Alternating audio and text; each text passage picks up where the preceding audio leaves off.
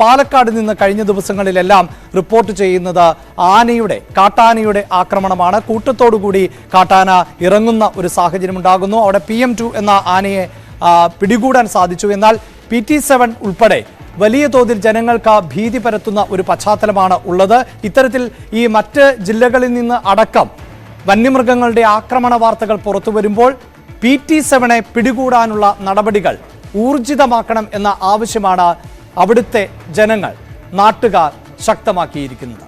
എത്രത്തോളം നാശനഷ്ടം ഉണ്ടായിട്ടുണ്ട് ഇവിടെ? ഞങ്ങളുടെ 2 ഏക്കർ കൃഷിയാണ് ഇത് നട്ടിരിക്കുന്നത്. ഇവിടെ ഇന്നലെ കാലത്ത് പോലെ 7 മണിയാകുമ്പോൾ ഇതിൽ കൂടെ ആന പോയിരിക്കുകയാണ്. ഇത് ഒത്തിരി അത് അവിടെ കേട് വരുത്തിയിട്ടുണ്ട് നെല്ല്. ഞങ്ങൾ എങ്ങനെ ജീവിക്കും ഇവിടെ? ഈ ആനന്റെ ശല്യം കൊണ്ട് ഒരുപാട് ആൾക്കാർ കൃഷി ചെയ്യാതെ കിടക്കുന്നുണ്ട്. ഈ ചെയ്തവർക്ക് ഇത്രയും ബുദ്ധിമുട്ട്, എത്ര കഷ്ടപ്പെട്ടിട്ടാണ് ഇത്രയൊക്കെ ചെയ്യുന്നത്? ആരും കയ്യിൽ പൈസ ഉണ്ടായിട്ടല്ല ഇത് ഇത്രയും ചെയ്യുന്നത്. എല്ലാവരും പണയം വെച്ചിട്ടും പലിശയ്ക്ക് എടുത്തിട്ട് പാട്ടത്തിന് എടുത്തിട്ട് ചെയ്യുന്നത്. ഇങ്ങനെ ബുദ്ധിമുട്ടിക്കുന്നത് എങ്ങനെ പെട്ടെന്ന് എങ്ങനെയെങ്കിലും അതിനൊന്ന് പിടിച്ചു കഴിഞ്ഞാൽ വളരെ സന്തോഷമാവുമായിരുന്നു ഈ ധോണിയിലെ ജനങ്ങൾക്ക്. പിന്നെ വൈകുന്നേരമായ ഓരോ കുട്ടികൾക്ക്, വയസ്സായവർക്കോ വയ്യാതായ ഒരു ഓട്ടോയോ ഒരു ടാക്സി വിളിച്ച് നമ്മുടെ ധോണിക്ക് വരാറില്ല. ഞങ്ങൾ എത്ര കാലം ഇങ്ങനെ അകത്തിരുന്ന് ഇങ്ങനെ ഇതിനെ പേടിച്ച് ജീവിക്കും? ഈ കഴിഞ്ഞ ദിവസം രാത്രി എനിക്ക് പെട്ടെന്ന് വയ്യാതെയായി. ആ ഓട്ടോ വിളിക്കാൻ ആരും വരാനില്ല. എന്ത് ചെയ്യാൻ പറ്റും? ഈ ആനനെ പൊടിച്ചിട്ട് ആരും വരില്ല. പറഞ്ഞ പാടത്ത് കൃഷി ചെയ്ത് ഇങ്ങനെയായി അങ്ങനെ നഷ്ടം തന്നെയാണ്. വാർത്തയുടെ വിശദാംശങ്ങളുമായി പ്രസാദ് ഉടുമ്പശ്ശേരിയാണ് ചേരുന്നത്. പ്രസാദ്, നമ്മൾ രാവിലെ തന്നെ ഇതുമായി ബന്ധപ്പെട്ട ജനങ്ങളുടെ ആശങ്കകൾ ഉൾപ്പെടെ പങ്കുവയ്ക്കുന്നതാണ്. കഴിഞ്ഞ 2 ദിവസമായി നമ്മൾ ഇതുമായി ബന്ധപ്പെട്ട തുടർച്ചയായി വാർത്തകൾ ഉൾപ്പെടെ നൽകുന്നുമുണ്ട്. നടത്തിയിട്ടുണ്ടല്ലോ, എപ്പോഴേക്ക് പിടികൂടാനാകുമെന്ന പ്രതീക്ഷയാണ് പങ്കുവയ്ക്കുന്നത്? അഭിലാഷ്, ഇനിയും ദിവസങ്ങൾ എടുക്കും എന്നുള്ളതാണ് വനം വകുപ്പ് നൽകുന്ന സൂചന. അതിന് പ്രധാന കാരണമായി ഈ മയക്കുവെടി വെച്ച് പിടികൂടാൻ നേതൃത്വം നൽകേണ്ട ഡോക്ടർ അരുൺ സക്കറിയ വിശ്രമത്തിലാണ്. അദ്ദേഹം വയനാട്ടിൽ ആനയെ പിടിക്കുന്നതിനിടെ അദ്ദേഹത്തിന്റെ കാലിന് ചെറിയ പരിക്ക് പറ്റിയിരുന്നു. അതുകൊണ്ട് തന്നെ കുറച്ച് ദിവസം കൂടി വിശ്രമം ആവശ്യമാണ് എന്നതാണ് വനംവകുപ്പ് അധികൃതർ പറയുന്നത്.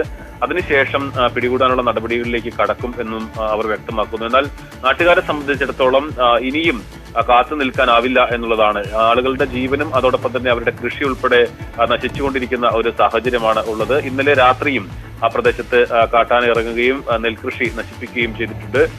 ഇത് കഴിഞ്ഞ കുറെ നാളുകളായി ഈ പ്രദേശത്തുള്ള ആളുകൾ ഇത് അനുഭവിച്ചു വരികയാണ്. രാത്രിയും പകലും ഒന്നും തന്നെ പല സ്ഥലങ്ങളിലും പുറത്തിറങ്ങാൻ കഴിയാത്ത ഒരു സ്ഥലമാണ്.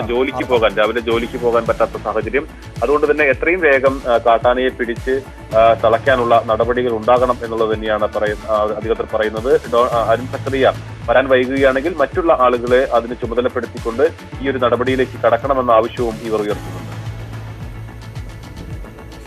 പാലക്കാട് നിന്നാണ് പ്രസാദ് ഉടുമ്പശ്ശേരി വാർത്തയുടെ വിശദാംശങ്ങൾ നൽകിയത്. ഏതായാലും PT7 പിടികൂടുവാനുള്ള ശ്രമങ്ങൾ ഊർജിതമായി തന്നെ നടക്കുകയാണ്. ഇത്തരത്തിൽ ഏത് സമയത്ത് വേണമെങ്കിലും ഈ കാട്ടാനയുടേത് ഉൾപ്പെടെയുള്ള ആക്രമണങ്ങൾ ഉണ്ടായേക്കാം. ഈ വാർത്തകൾ റിപ്പോർട്ട് ചെയ്യുമ്പോൾ തന്നെയാണ് ഇടുക്കിയിൽ നിന്ന് മറ്റൊരു കാഴ്ച നമുക്ക് കാണാൻ സാധിച്ചത്. അത് ഇടുക്കിയിലെ ആനയിറങ്കലിൽ ആണ്. അവിടെ ഒരു ബൈക്ക് യാത്രികനെ ആന ആക്രമിക്കാൻ ശ്രമിക്കുന്നതിൻ്റെ ദൃശ്യങ്ങളാണ് നമുക്ക് ലഭിച്ചിട്ടുള്ളത്. തലനാരിഴയ്ക്കാണ് അദ്ദേഹം രക്ഷപ്പെട്ടത്. ഇന്ന് രാവിലെ ഏതാണ്ട് 6:30 കൂടിയായിരുന്നു ഈ സംഭവം ഉണ്ടാകുന്നത്.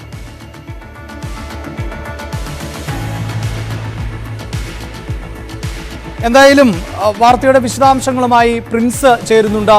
പ്രിൻസ്, ഈ ബൈക്ക് യാത്രക്കാരന് ഏതെങ്കിലും തരത്തിലുള്ള പരിക്കോ മറ്റോ ഉണ്ടായിട്ടുണ്ടോ? അയ്യോ അയ്യോ അയ്യോ അയ്യോ അയ്യോ അയ്യോ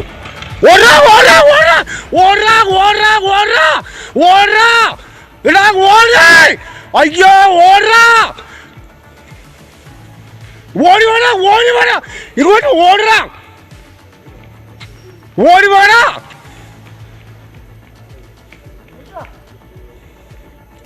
ആനകൾ മെയിൻ റോഡിൽ നിൽക്കുക സാർ. ആന അയ്യോ അയ്യോ അയ്യോ അയ്യോ അയ്യോ ഓടാ ഓടാ ഓടാ ഓടാ ഓടാ ഓടാ ഓടാ ഇടാ ഓടാ അയ്യോ ഓടാ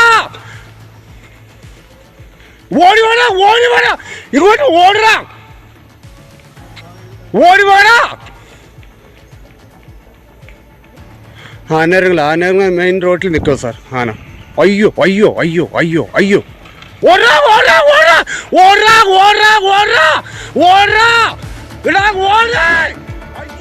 പ്രിൻസ് ആണ് വാർത്തയുടെ വിശദാംശങ്ങളുമായി ചേരുന്നത്. പ്രിൻസ്, ഈ തരത്തിൽ, അതായത് ഈ ആന ഇറങ്ങുമ്പോൾ ആ സമയത്ത് അധികം ആളുകൾ യാത്ര ചെയ്തിരുന്നോ? ഏതെങ്കിലും തരത്തിൽ ഈ ആളുകൾക്ക് എന്തെങ്കിലും പരിക്കോ മറ്റോ ഉണ്ടായിട്ടുണ്ടോ? അഭിലാഷ്, ദേശീയപാതയാണ്. മൂന്നാറിൽ നിന്നും ബോഡിയിലേക്ക് പോകുന്ന പ്രധാന പാതയാണ്. പുലർച്ചയ്ക്ക് വാഹനയാത്രകളുള്ള ഒരു പ്രദേശമാണ്. എങ്കിൽ പോലും ഈ ആന ഇത്തരത്തിൽ ദേശീയപാതയിൽ മധ്യത്തിൽ നിൽക്കുന്നത് കണ്ട ഈ ഇരുവശത്തും ആളുകൾ നിൽക്കുകയായിരുന്നു. പക്ഷേ ഒരു ഭാഗത്ത് നിന്ന് വന്ന ഒരു വളവിനോട് ചേർന്നത്, കൊടും വളവിനോട് ചേർന്ന ഭാഗമാണ്. ഈ വഴി നിന്ന ബൈക്ക് യാത്രക്കാരൻ ഇത് ആന നിൽക്കുന്നത് കണ്ടില്ല. ഈ തിരിഞ്ഞെത്തുന്നതിനിടെയായിരുന്നു ഇത്തരത്തിൽ ആനയുടെ മുൻപിൽ പെടുകയും വാഹനം മറിഞ്ഞു വീഴുകയും ചെയ്തു. ഈ ആന ഈ സമയത്ത് ബൈക്ക് യാത്രികന് നേരെ വാഹനത്തെങ്കിലും അത്ഭുതകരമായി രക്ഷപ്പെടുകയായിരുന്നു. അതായത് സ്ഥിരമായി കാട്ടാനയുടെ ആക്രമണം ഉണ്ടാകുന്ന ഒരു പ്രദേശമാണ് ഈ ആനയിറങ്ങൽ സമീപ മേഖലകളിലും. സംസ്ഥാനത്ത് ഏറ്റവും അധികം കാട്ടാന ആക്രമണത്തിൽ ആളുകൾ കൊല്ലപ്പെട്ട ഒരു പ്രദേശമാണ് ഈ ആനയിറങ്ങളോട് ചേർത്ത് കിടക്കുന്ന ചിന്നക്കനാൽ ശാന്തൻപാറ പഞ്ചായത്തുകൾ.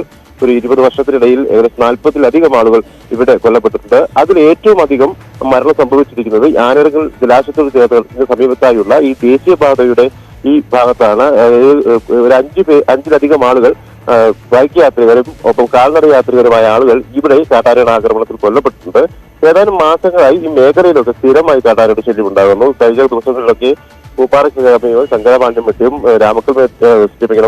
രാജകുമാരിയുടെ ബി ഡിവിഷനിലുമൊക്കെ കാട്ടാന കൂട്ടങ്ങൾ സ്ഥിരമായി ഒരു ആക്രമണം നടത്തുന്ന ഒരു സാഹചര്യമുണ്ട്. എന്തായാലും ഏതാനും മാസങ്ങളായി ഈ മേഖലയിൽ കാട്ടാനയുടെ സ്ഥിരം സാന്നിധ്യം ഉണ്ടാകുകയും അക്രമങ്ങൾ തുടർച്ചയായി കൃഷിയിടങ്ങളിലൊക്കെ ഉണ്ടാകുന്ന ഒരു സാഹചര്യം ഉണ്ട്. അതിനൊപ്പമാണ് ഇന്ന് ഇത്തരത്തിൽ ദേശീയപാതയിൽ ആന പുലർച്ചെ തിരികർപ്പിക്കുകയും വാഹനയാത്രയിന് നേരെ പാഞ്ഞു നിൽക്കുന്ന ഒരു സാഹചര്യവും ഉണ്ടായത്. അഭിലാഷ്, ഇടുക്കി ആനയിറങ്കലിലും ഇത്തരത്തിൽ കാട്ടാനകളുടെ ശല്യം നിരന്തരമാണ് എന്നാണ് പ്രിൻസ് അവിടെ നിന്ന് റിപ്പോർട്ട് ചെയ്യുന്നത്. ഇന്ന് രാവിലെ കാട്ടാന ഇറങ്ങുകയും ചെയ്തു. തലനാരിഴയ്ക്കാണ് ബൈക്ക് യാത്രക്കാർ രക്ഷപ്പെട്ടത്.